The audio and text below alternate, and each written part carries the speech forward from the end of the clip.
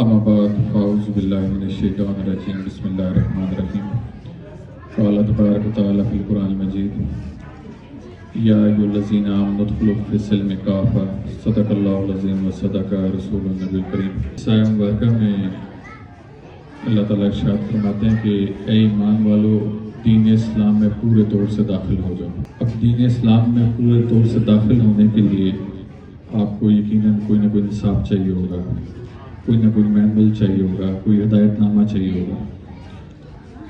تو ہدایت نامہ ہمارے پاس اللہ تعالیٰ نے اپنے حبیب حضرت محمد مصطفیٰ صلی اللہ علیہ وآلہ وسلم کی صورت میں بھیجا، اور یہ ہدایت کنندہ تھے جنہوں نے ہدایت دی، تو جو ہدایت نامہ تھا وہ قرآن کریم کی صورت میں آیا۔ اب جب تک اس قرآن کریم کو ہم سمجھیں گے نہیں تو ہمیں کیسے پتہ چلے گا کہ ہم دین اسلام میں پورے طور سے داخل ہو گئے یا نہیں ہو گئے۔ یہ آج اس بات کو موضوع بنانے کی وجہ یہ تھی کہ میں نے چند دن قبل کسی صاحب کا ایک بیان سنا، تو بڑی عجیب عجیب مخلوقات حضور کے منبر کی زینت بن گئی ہیں، اور وہ ایسی کوئی مخلوق ہے جو قرآن کو نہیں دیکھتی، دیگر اقوال کو نہیں دیکھتی، اپنے کہیں سے وہ دین اٹھا کے لے گئے اور آ کر لوگوں میں بیان کرتے ہیں اور ان کو گمراہ کرنے کی کوشش کرتے ہیں۔ لیکن بدقسمتی یہ ہے کہ حضور اسلام کے فرمان کے مطابق دجال کے ماتھے پہ لکھا ہوگا کہ دجال ہے، لوگ پھر بھی اس کے پیچھے چلیں گے۔ تو ہم لوگوں کے ساتھ بھی ایسے ہی ہو رہا ہے۔ جب یہ لوگ ممبروں کی زینت بنتے ہیں، یہ اپنی مرضی کا اسلام لوگوں تک پہنچاتے ہیں اور ہم بیوقوفوں کی طرح ان کے پیچھے چلنا شروع کرتے ہیں۔ تو انہی میں سے ایک صاحب، ان کو میں نے ان کا ایک کلپ سنا، تو اس میں وہ جناب ارشاد فرماتے ہیں کہ قرآن کو ترجمے کے ساتھ پڑھنا گمراہی ہے۔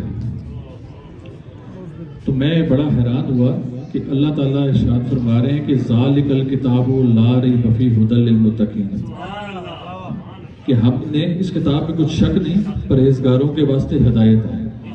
اللہ تعالیٰ کا فرمان دیکھیں اور اس شخص کا فرمان دیکھیں، اور وہ کہتا ہے کہ ہم جو ہے اللہ کے دین کو پہنچانے والے لوگ ہیں۔ ابھی کون سا اللہ کا دین ہے، یا انہوں نے کس ہستی کو اپنا اللہ بنایا ہوا ہے کہ وہ جو ہستی جس کا دین ہے وہ کہہ رہی ہے کہ ہم نے کتاب کو پرہیزگاروں کے واسطے ہدایت بنا کر دے، اور وہ شخص کہہ رہا ہے کہ آپ ترجمے سے پڑھیں گے تو گمراہ ہو جائیں گے۔ ابھی میں نے آپ کے سامنے جب یہ آیت مبارکہ پڑھی گئی یا ایھا الذین آمنوا ادخلوا فی السلم کافۃ، تو کتنے لوگ ہیں جن کو سمجھ آئی میں نے کیا کہا ہے؟ بہرحال میں آپ سے چند لوگ ہوں گے جنہوں نے کچھ پڑھا لکھا ہوگا اس بارے میں، وہی جانتے ہوں گے۔ لیکن جب میں نے اس کی تشریح کی، اس کا ترجمہ کیا، میں نے کہا کہ اللہ تعالیٰ ارشاد فرماتے ہیں کہ اے ایمان والو دین اسلام میں پورے طور سے داخل ہو۔ ابھی سب کو سمجھ آ گئی آپ کو؟ تو اب اس میں کتنا بڑا فرق آ گیا۔ اگر صرف عربی زبان کا قرآن ہی آپ لوگوں تک پہنچتا، اللہ تعالیٰ قرآن میں ارشاد فرماتے ہیں کہ اگر ہم اب اس قرآن کو عربی زبان کا قرآن کیا کیوں؟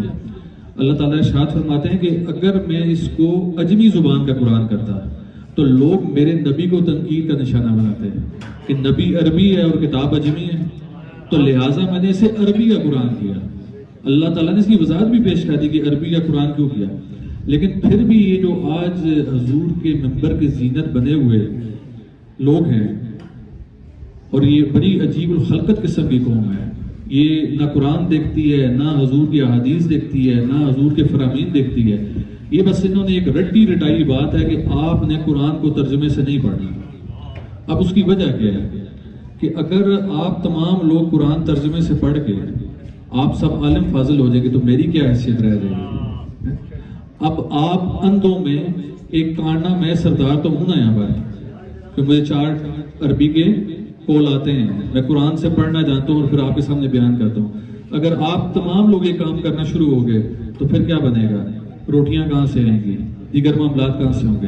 تو اپنی روٹیاں بچانے کے لیے، اپنی دکان بچانے کے لیے آپ کو کہا جاتا ہے کہ قرآن کو ترجمے کے ساتھ نہیں پڑھنا، جبکہ اس کے برعکس اولیاء اللہ کی جب بھی محفل سجی تو انہوں نے یہ ترغیب دی کہ قرآن سے رجوع کریں، اور یہی وجہ ہے کہ انہی کی ترغیب کا نتیجہ ہے کہ آج میں جب بھی کسی ممبر پر بیٹھ کر واعظ و نصیحت کرتا ہوں تو میں ایک چیز ضرور بیان کرتا ہوں کہ آپ کے درمیان جو سب سے بڑا پیر ہے وہ قرآن کریم ہے. اگر یہ پیر آپ کے درمیان موجود ہے، اگر آپ اس سے ہدایت لیں گے تو آپ کبھی گمراہ نہیں ہوں گے. اگر مجھ جیسے بہت سے اور لوگوں سے آپ ہدایت لیتے رہیں گے تو وہ اپنی مرضی کی ہدایت آپ تک پہنچائیں گے. ان کی کوشش ہوگی یہ میرے گروپ کا حصہ رہے، میرے ساتھ بیٹھتا رہے، میرے اس پیر خانے کو، میرے اس مدرسے کو، مسجد کو یہ چندے دیتا رہے اور میرا نظام چلتا رہے. اس کا محض یہ مقصد ہوگا. لیکن جب آپ قرآن کو فالو کریں گے، اس کی پیروی کریں گے، تو قرآن کا قطعاً یہ مقصد نہیں ہے. قرآن کا مقصد صرف آپ کو ہدایت کی طرف لے کے جانا ہے.